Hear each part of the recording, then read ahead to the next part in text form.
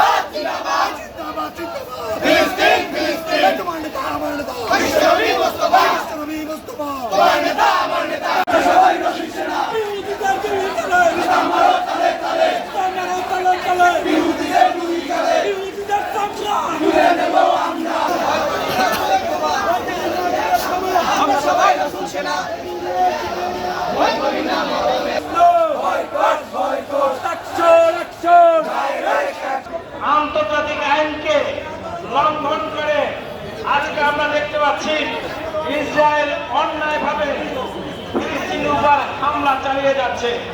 আমরা এই হামলার তীব্র নিন্দা এবং প্রতিবাদ জানাচ্ছি।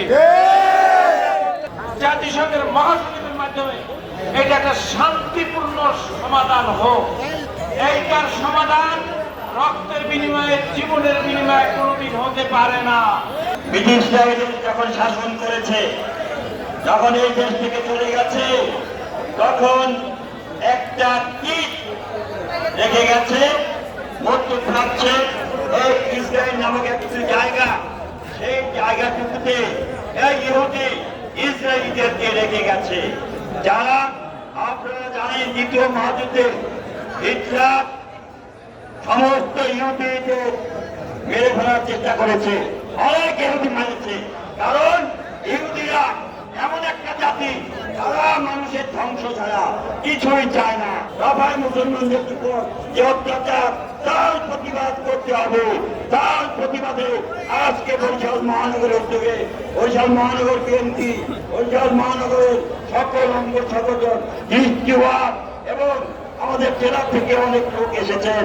যদি মনে করে আমাদের যুদ্ধে যেতে হয়, তাহলে আমাদের বাংলাদেশে দলে অনেক নেতা কর্মী আছে যে যুদ্ধের জন্য আমরা প্রস্তুত আছি।